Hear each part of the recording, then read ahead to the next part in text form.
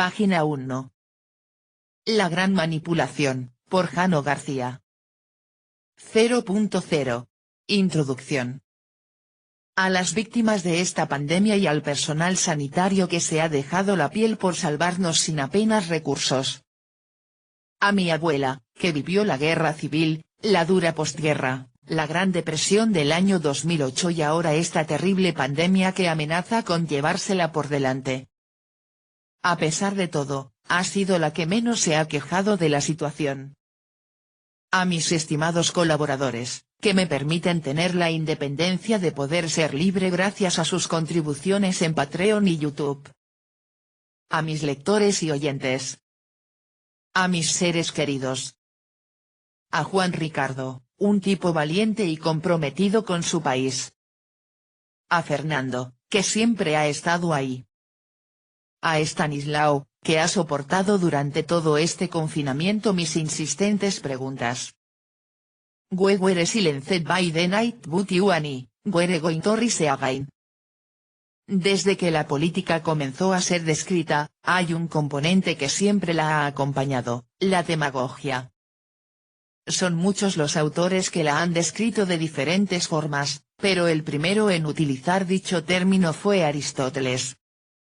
El filósofo griego aseguraba que la demagogia se centraba en la manipulación de los pobres para así ganarse su favor y, de esa forma, asegurarse el poder a través del sentimentalismo, promesas inviables, el miedo o la falsa esperanza.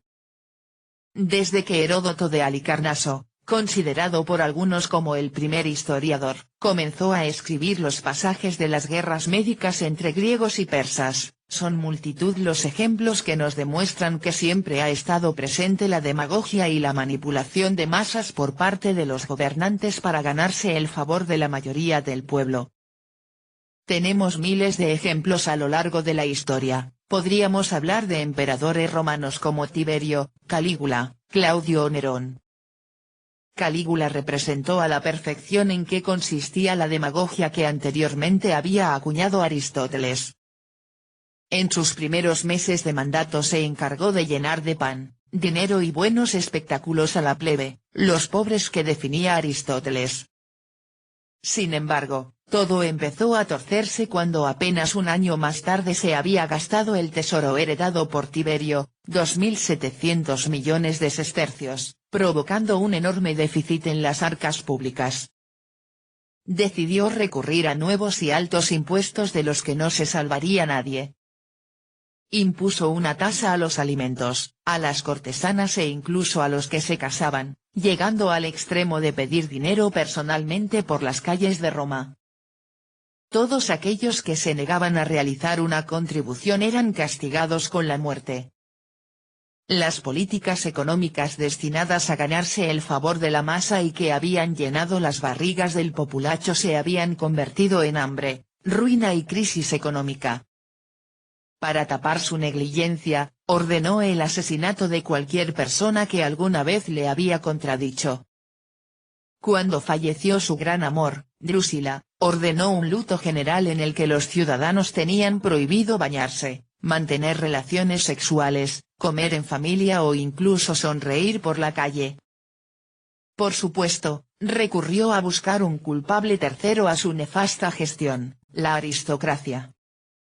Calígula ordenó asesinar a los aristócratas que no entregaban todo su dinero. Disfrutaba haciendo la vida imposible a la aristocracia. Uno de sus pasatiempos favoritos era regalar entradas a la plebe para el Circus Maximus. Entradas que sabía que estaban ocupadas por los aristócratas para así presenciar cómo se peleaban entre ellos y regocijarse de su lucha. Su poder absoluto le llevó incluso a autoproclamarse Dios, vistiéndose como Alepo, Mercurio o Hércules y exigiendo a cualquier persona que se dirigiera a él como divino emperador. Ordenó traer una escultura de Júpiter olímpico para cortarle la cabeza y sustituirla por una suya. Nombró cónsul a su caballo favorito y el pueblo debía mostrarle respeto máximo.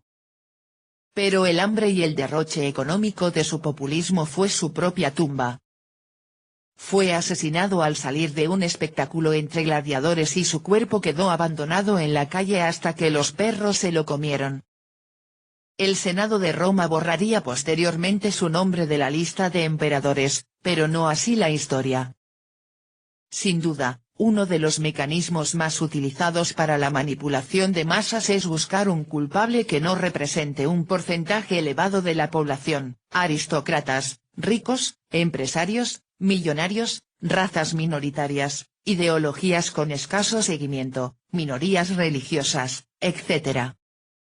Calígula no inventó nada y su estrategia de manipulación se ha replicado durante siglos, como hizo Hitler, que supo utilizar también este mecanismo culpando a los judíos de todos los males de Alemania, a pesar de que solamente representaban el 1% de la población de la época. Posteriormente abordaremos el espectacular ejercicio de manipulación de masas dirigido por el perverso genio Joseph Goebbels. Prosiguiendo con los emperadores romanos, el fin de Calígula no les libró del populismo. Claudio y sobre todo Nerón, replicaron el comportamiento de su antecesor y condujeron a Roma a fuertes crisis sociales y económicas. Todos ellos acabarían pagando por sus desmanes, pero pronto, apareció un nuevo pilar que ayudó a asegurar el poder de estos emperadores: los especuladores. Tras la muerte de Nerón, Servio Sulpicio Galba, se encargó de que los especuladores, que no eran más que una sección del ejército romano que efectuaban las labores de exploración del territorio montados a caballo, se convirtieran en sus guardaespaldas, y también, en espías. De esta forma, Galba pretendía controlar la disidencia dentro de sus propias filas para evitar tener un final terrible. El emperador, poco a poco, fue dotándoles de mayores poderes dentro del Estado para así poder controlar las posibles revueltas o conspiraciones contra su persona. De nada le sirvió. Acabó siendo asesinado como sus antecesores. Los siguientes emperadores trataron por todos los medios de mejorar los mecanismos del espionaje y de blindar su poder a través de la coacción y los chivatazos, la persecución de los opositores y su posterior encarcelamiento y asesinato. No pasó mucho tiempo hasta que un nuevo cuerpo apareció para controlar la opinión pública: los frumentarii. No obstante, el emperador Domiciano optó por suprimir el cuerpo debido a su salvaje comportamiento y corrupción. Pero el vacío dejado no tardaría en ser ocupado por un nuevo cuerpo fundado con la intención de crear una policía secreta de forma oficial. Los agentes in rebus, también conocidos con el nombre de curiosi, asumieron el papel de la vigilancia del correcto funcionamiento administrativo y judicial. Ese era, en la teoría, su deber. En la práctica sus tareas consistían en el espionaje, la persecución de los críticos, detener las conspiraciones contra el emperador y controlar la opinión pública. No tiene sentido enumerar todos los ejemplos que la historia nos ofrece. Desde los inicios, el Estado siempre ha otorgado un papel fundamental a este tipo de prácticas para hostigar a la disidencia política. Los siglos pasaron y los gobiernos fueron adaptándose a las nuevas condiciones y los nuevos contextos que surgían gracias a las mejoras tecnológicas que presentaban nuevos métodos más eficaces para lograr el propósito de la manipulación de masas y el control de la opinión pública. Debemos hacer hincapié en 4 factores que fueron determinantes a lo largo del tiempo y marcaron un antes y un después en la manipulación de masas: la imprenta moderna, la radio, la televisión y, más recientemente, las redes sociales. La imprenta moderna, inventada por Johannes Gutenberg en el siglo XV, supuso un cambio revolucionario que a día de hoy sigue teniendo un gran impacto. Se ponía fin a los manuscritos tal y como se conocían y se permitía la impresión de libros, folletos, panfletos y revistas a una velocidad muchísimo mayor. Pero como siempre ocurre, el ser humano, capaz de lo mejor y de lo peor, decidió utilizar este cambio revolucionario de diversas formas. Por un lado, Gutenberg permitió que la población pudiera aumentar su nivel de alfabetización y tener acceso a mayor información. Sin embargo, otros vieron una oportunidad de oro para hacer llegar a la población un mensaje directo de forma más eficaz. Son muchos los ejemplos de cómo se utilizaron los panfletos en sus inicios, especialmente en el ámbito religioso, pero con el paso de los siglos la política comenzó a adueñarse del uso de la misma. A ello debemos sumarle la aparición de periódicos con fines políticos y el gran cambio que supuso la revolución industrial. Aunque al lector le resulte extraño, la mayoría de los debates políticos, económicos y sociales que vivimos actualmente, y que hemos vivido en los últimos 200 años, son derivados de ese gran cambio que supuso en el mundo la revolución industrial. Hasta la llegada de la revolución industrial en la segunda mitad del siglo XVIII, las economías europeas estaban basadas en la agricultura y la artesanía. No existía un gran número de comercialización de productos, más bien, todo se centraba en el autoconsumo. Las naciones estaban reguladas, en su mayoría, por monarquías absolutistas y un grupo reducido de privilegiados conocidos como la aristocracia. Esta nueva tecnología iba a permitir que los artesanos pudieran especializarse y las fábricas comenzaran a incrementar su producción, por lo que requerían de mano de obra. La demanda de obreros en la industria, un sector que hasta entonces no era el principal en la isla del norte de Europa, se colocó a la cabeza de la producción del país y cientos de miles de personas comenzaron a abandonar el campo en busca de mejorar su vida en la ciudad. Al mismo tiempo se dio un cambio en la forma de comerciar y la demanda de productos fabricados en serie aumentó considerablemente. La agricultura, que había sido el motor fundamental del abastecimiento de la población, pasó a un segundo plano, y la industria ocupó su lugar. Este nuevo orden económico iba a traer beneficios para la población, pero no iba a estar exento de inconvenientes. Los desajustes producidos durante la revolución industrial dividieron a los intelectuales de la época, que tuvieron que posicionarse ante estos cambios. Por un lado, los defensores de esta praxis, que aseguraban que la revolución industrial suponía un innegable progreso para la sociedad y la economía. Ciertamente, la revolución industrial permitió una mejora en las condiciones sanitarias de la población, el descubrimiento de nuevas vacunas contra las enfermedades más letales de la época, que la esperanza de vida aumentara y se redujera considerablemente la mortalidad infantil. De esta forma, se triplicó la población. En el ámbito económico, la facilidad de movimiento y el transporte de mercancías gracias a la locomotora a vapor, hizo que los salarios y la producción aumentaran. A todo ello, debemos sumarle que la revolución industrial iba a llevarse por delante los regímenes despóticos que habían gobernado Europa, otorgando a la burguesía incipiente un poder que hasta entonces solo estaba reservado para la aristocracia, el clero y la corte del rey. No es casual que fuese en el Reino Unido donde se produjo este fenómeno, ya que gozaba de una monarquía parlamentaria, y no en países como España o Francia que continuaban sumidas en las monarquías absolutistas.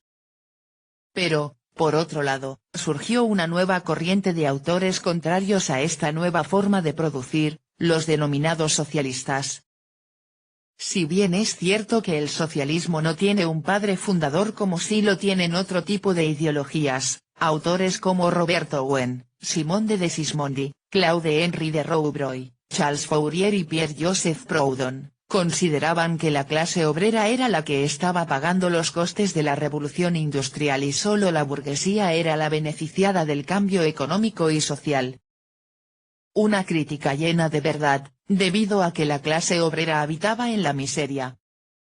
Decenas de miles de personas que huían del mundo rural y acudían a las ciudades para aumentar sus ingresos atraídos por el auge de las industrias, vivían hacinados en pequeños pisos en los que contraían todo tipo de enfermedades. Además, las horas de trabajo eran interminables y los salarios eran muy bajos en comparación con los beneficios que obtenía la burguesía dirigente de las empresas. Agrupados en suburbios cercanos a las fábricas, la división aristocracia-pueblo había sido sustituida por burguesía-proletariado. Hemos de tener muy presente que la revolución industrial sacudió los cimientos económicos y sociales conocidos hasta entonces. Supuso un cambio radical en todos los ámbitos, creando un nuevo modelo de vida que generó una gran división social. Figuras como Byron, Coleridge, Shelley o Dickens apoyaron las teorías socialistas para paliar la enorme desigualdad generada y alentaron la puesta en práctica de una política social más justa. Hasta el propio Papa, León Sigi, se sumó a las voces que clamaban mayor justicia social. Durante sus 25 años de mandato, dedicó 8 de sus encíclicas a este asunto.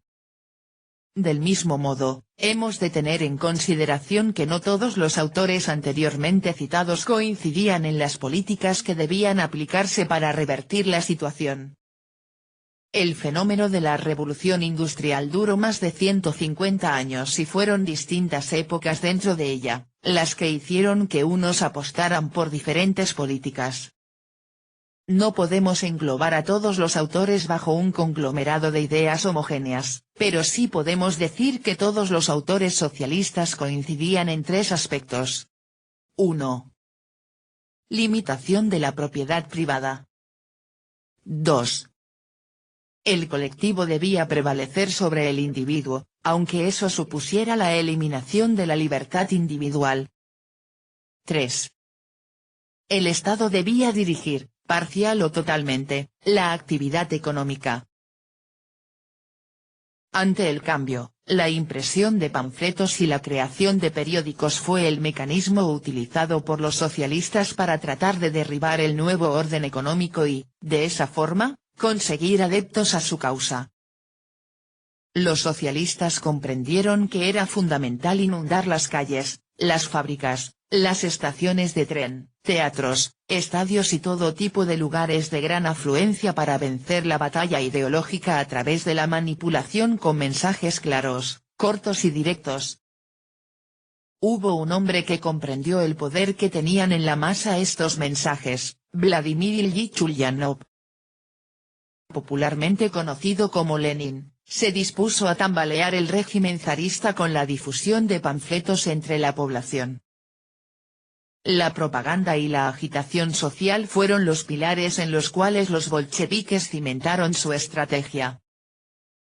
En 1912, los bolcheviques crearon el famoso periódico Pravda, cuya traducción al español es La Verdad.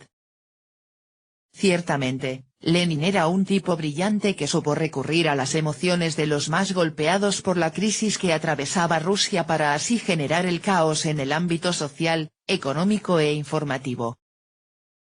El mejor resumen del concepto de propaganda por parte de Lenin lo encontramos en su libro, ¿Qué hacer? Él mismo definió la propaganda de la siguiente forma: el propagandista comunica muchas ideas a una sola o a varias personas, mientras que el agitador comunica una sola idea o un pequeño número de ideas, pero, en cambio, a toda una multitud. 1 Lenin era consciente de que poco o nada servía la propaganda si ésta no estaba acompañada de la agitación social necesaria para crear tensiones entre la población que permitieran romper el orden instaurado.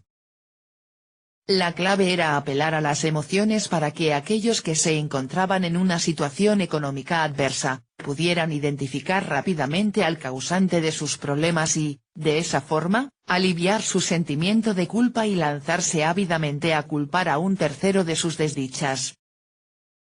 Además, añádase la incorporación del uso de la violencia para reprimir a aquellos que se mostraban reacios a asumir la propaganda.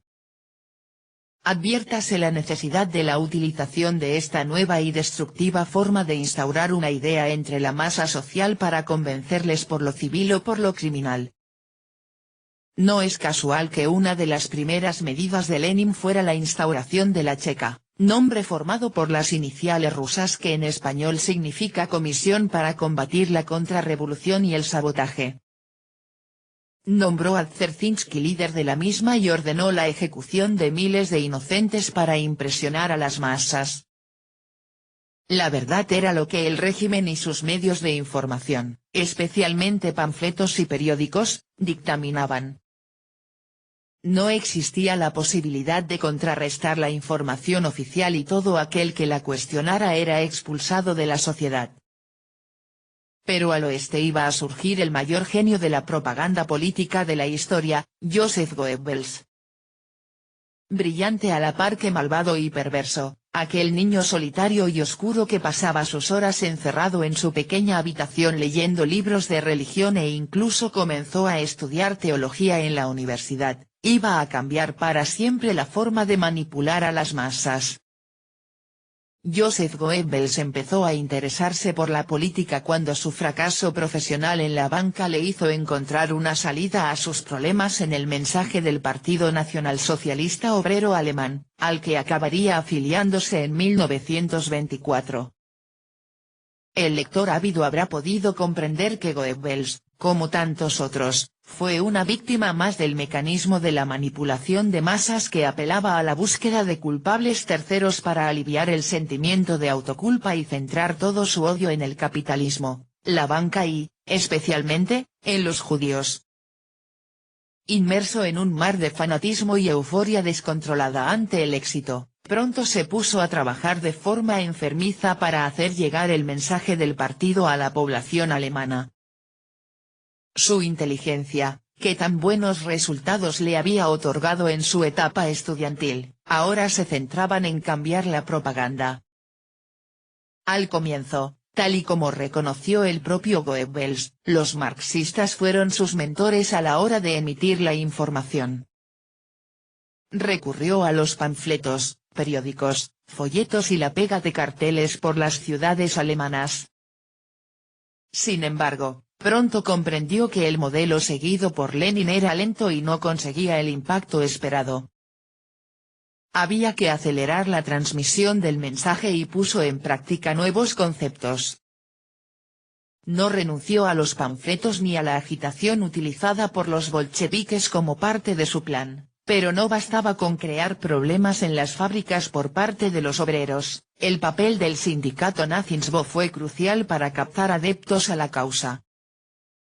Comenzó a organizar mítines espectaculares, llevaba a los partidarios del partido de ciudad en ciudad para llenar los teatros donde se realizaban y siempre se preparaba una entrada triunfal para Adolf Hitler. Incluso, uno de los grandes cambios fue montar a Hitler en avión. Comprendan que a principios del siglo XX, viajar en avión era algo inaudito y proyectaba la imagen de un hombre valiente que arriesgaba la vida por Alemania. Tan solo 4 años después de estar al frente de la labor propagandística, consiguió que el partido nazi obtuviera 107 diputados en septiembre de 1930, cifra muy superior a los 12 diputados que obtuvieron en las elecciones de mayo de 1928. Convirtiéndose en la segunda fuerza más votada, a solo 6 puntos del SPD socialdemócrata. En julio de 1932, el Partido Nacionalsocialista Obrero Alemán se convirtió en la principal fuerza política de Alemania, con el 37% de los votos y 230 diputados, sacando más de 16 puntos al SPD socialdemócrata.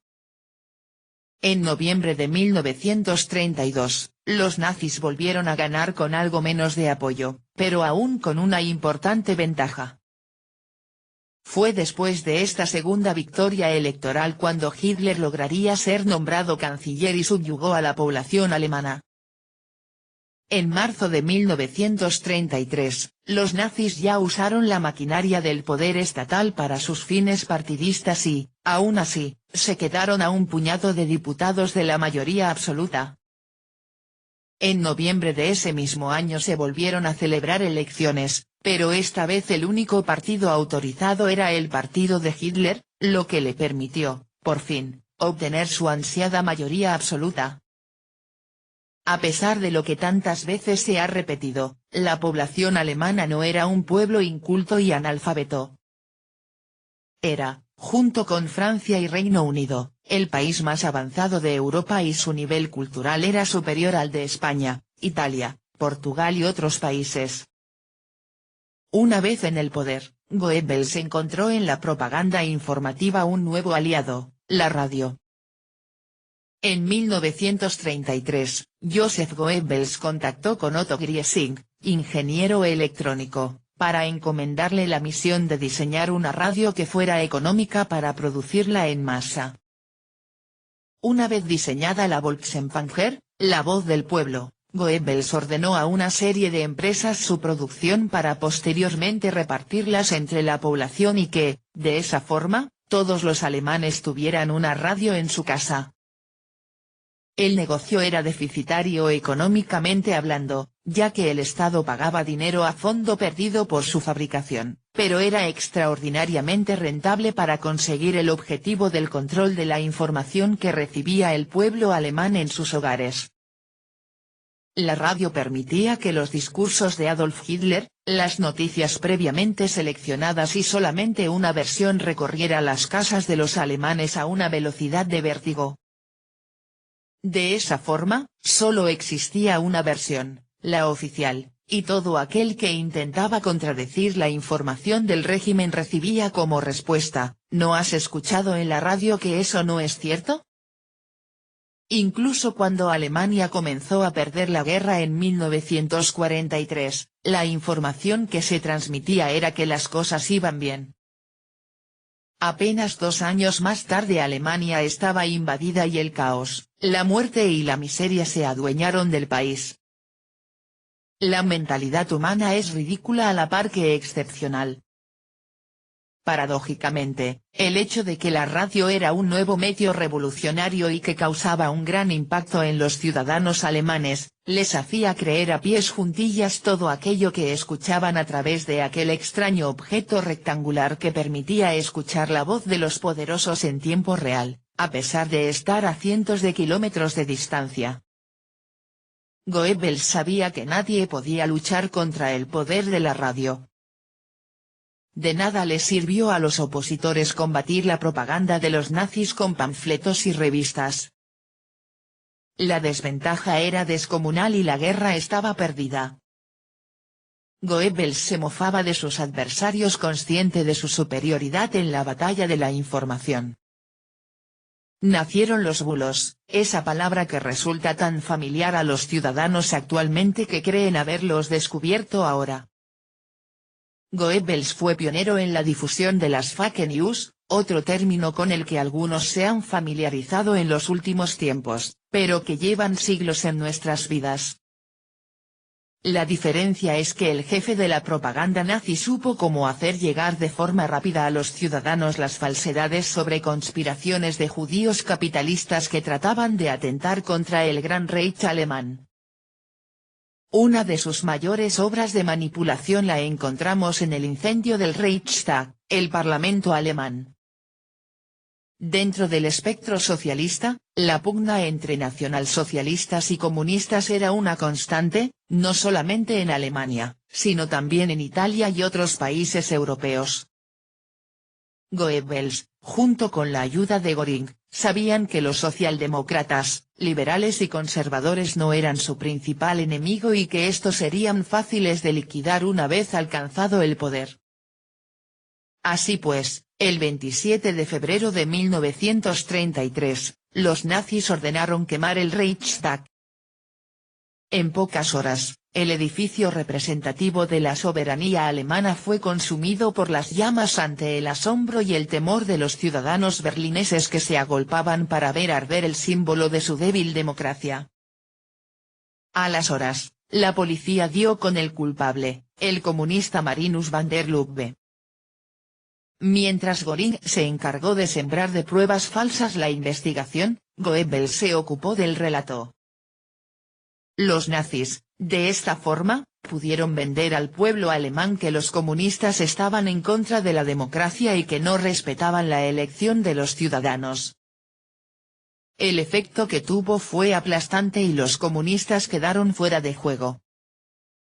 A partir de ese momento, fueron considerados traidores a la patria y a la democracia. Van der Lubbe fue condenado a muerte y guillotinado. Con el paso de los años, Angela Merkel le absolvió a título póstumo de todos los cargos que se le imputaron. La radio permitió a Goebbels aumentar el adoctrinamiento de la población tras nacionalizar las emisoras alemanas y dotarlas de contenido político. No fue hace mucho tiempo, hay que recordar que gracias a su labor de manipulación los alemanes llegaron a ver con buenos ojos las leyes de Nuremberg, aprobadas el 15 de septiembre de 1935. Quiero dejar constancia del poder que tiene la manipulación de masas para que el lector pueda comprender hasta qué punto puede llegar el ser humano. En dichas leyes se incluyeron la Ley de Ciudadanía del Reich y la Ley para la Protección de la Sangre y el Honor alemanes que tenían artículos como: Artículo 1. 1. Quedan prohibidos los matrimonios entre judíos y ciudadanos de sangre alemana o afín. Los matrimonios celebrados en estas condiciones son nulos, aun si hubieran sido celebrados en el extranjero a fin de evitar ser alcanzados por la presente ley. 2. Únicamente el representante del Ministerio Público podrá elevar una demanda de nulidad. Artículo 2. Queda prohibido el comercio carnal extramatrimonial entre judíos y ciudadanos de sangre alemana o afín. Artículo 3. Los judíos no podrán emplear en su hogar a ciudadanas de sangre alemana o afín menores de 45 años. Artículo 4. 1. Queda prohibido a los judíos izar la bandera del Reich o la enseña nacional como así también exhibir los colores patrios.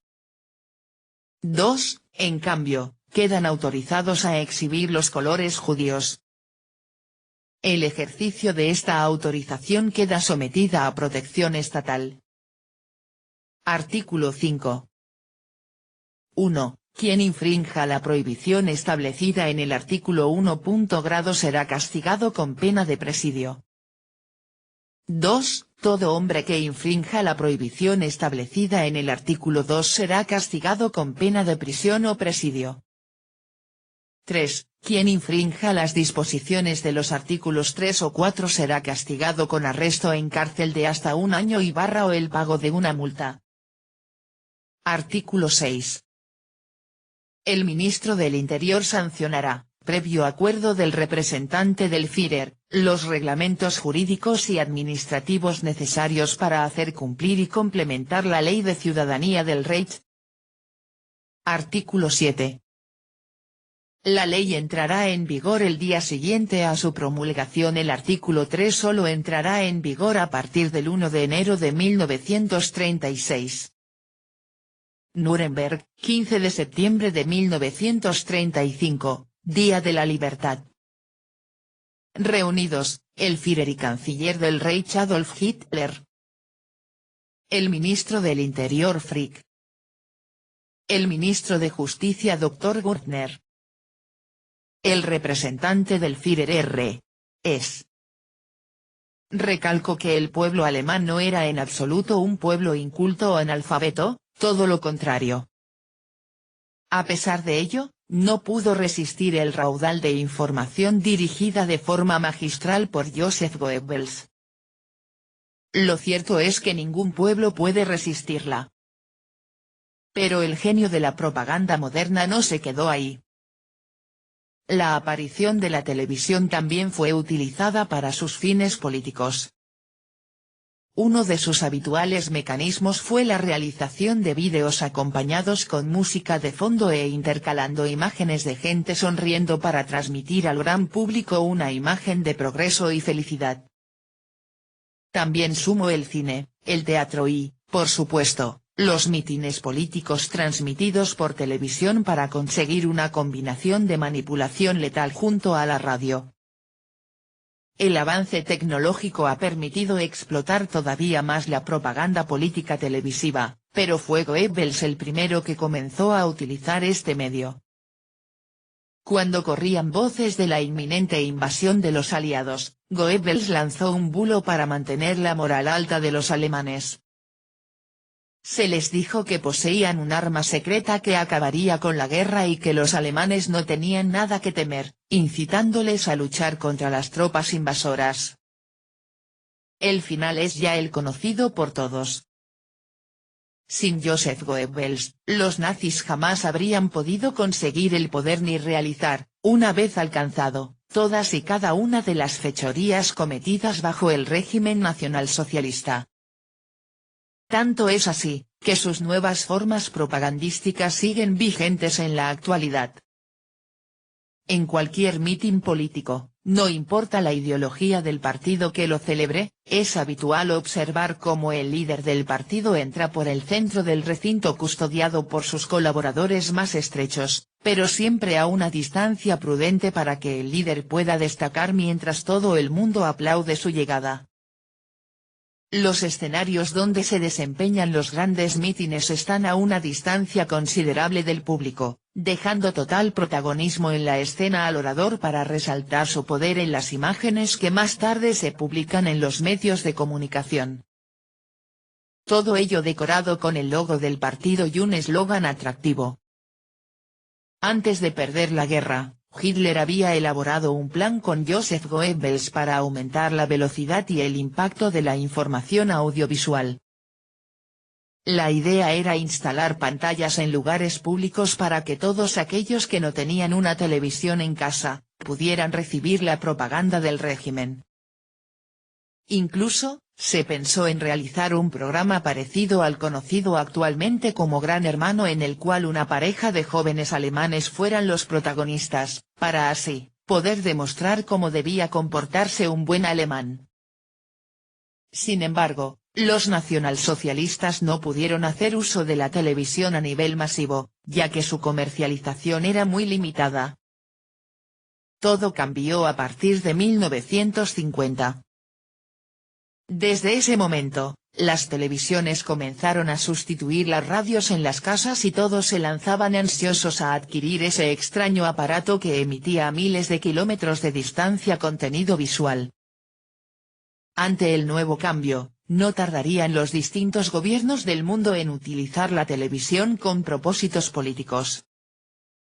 En esta ocasión, no debemos viajar muy lejos para identificar un claro ejemplo de cómo la televisión influyó en la información. El régimen franquista ya había comenzado a utilizar los medios audiovisuales a través de la creación del Nodo en 1942 y, posteriormente, a finales de los años 60, lo convirtió en el principal referente de información de los españoles. Página 13.